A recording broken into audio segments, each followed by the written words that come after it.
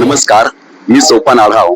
प्रबोधन दिशा वाहिनीच्या माध्यमातून आपण संगीताची राणी कमल अनिता कराडकर लोकनाट्य तमाशा मंडळाच्या काही नृत्यांगनांची ओळख करून घेणार आहोत. त्यांच्याकडून आपण या तमाशाविषयी काही गोष्टी जाणून घेणार आहोत.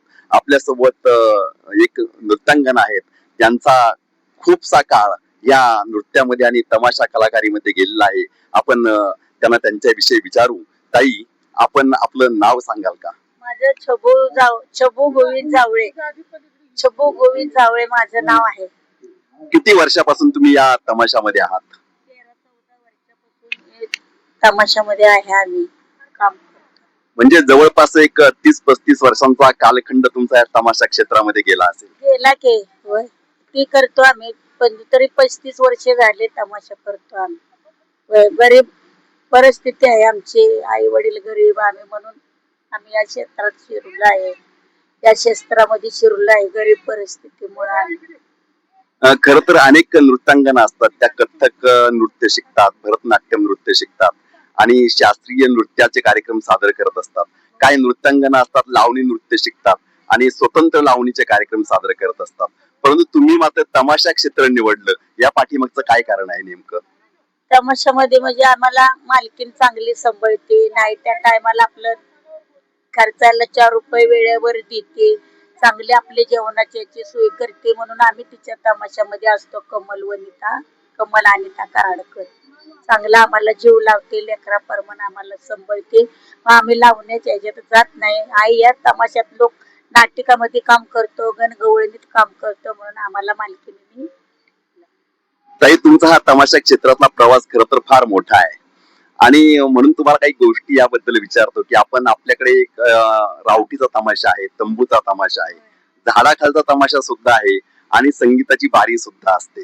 तर यामध्ये तुम्ही निवड करताना संगीताची राणी कमल अनिता कराडकर यांचा तमाशा निवडला.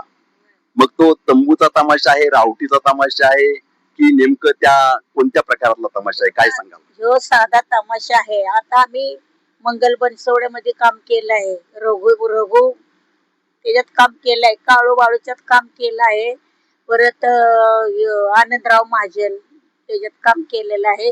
सगळे तमाशा फिरून, मोठे फिरून तमाशा शेवटी आम्ही झाडाखालच्या तमाशात आलो आहे. म्हणजे गाडी असते, रावटी बिवटी काय नसते.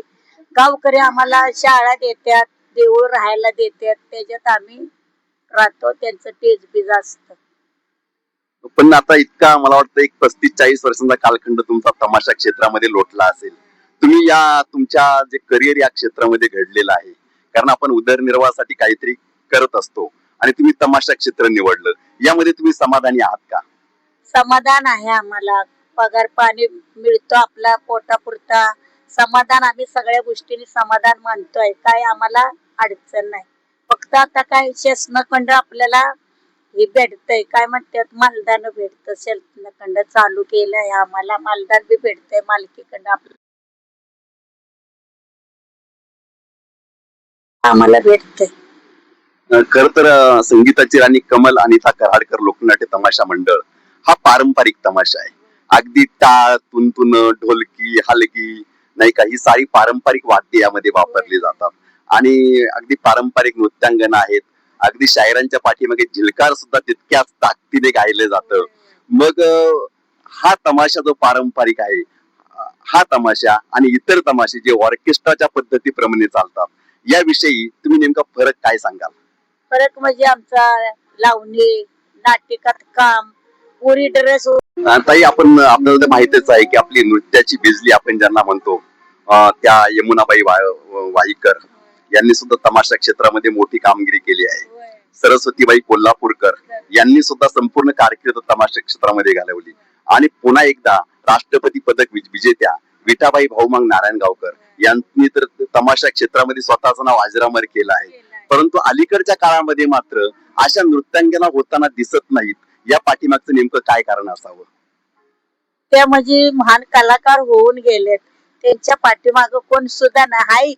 पण असं एवढं नाही, यमुना वाईकर म्हणा, गीताबाई म्हणा, त्यांच्यासारखं मागच्यांना काय येणार नाही एवढं करणार, पण इथं त्यांच्यात काय येणार नाही.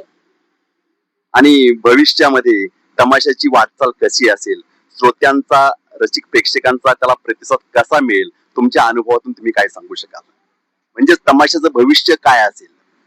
तमाशाचं भविष्य म्हणजे हेच की स्टेजवर नाचणे, शिट्ट्या मारणे, मुली नाचणे, छेडछाड, कोण दगड मारत, कोण काय करत, ही याच्यात या तमाशामध्ये हे असत. मग नवीन नृत्यांगना ज्या आहेत त्यांना तुम्ही काय संदेश द्याल? त्यांनी या तमाशा क्षेत्रामध्ये यावं की आपल्या उदरनिर्वाहासाठी, आपलं करिअर निवडण्यासाठी दुसरा मार्ग निवडावा, याविषयी तुमचं नेमकं मत काय? आता दुसरा मार्ग काय, थोडं शाळा शिकतात ते आता परंपरा चाललंय आपलं, आम्ही शिकलो तीच मुली बी शिकणार, काही दुसरं शिकणार आहेत का? नाचकामच शिकणार, त्याच्यावर आपलं पोट आहे. त्यांना काय आता इन्स्पेक्टर होणार आहेत का वकील होणार आहेत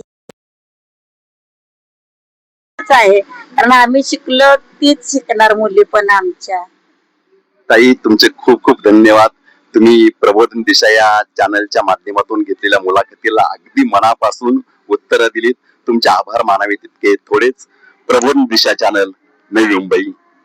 धन्यवाद.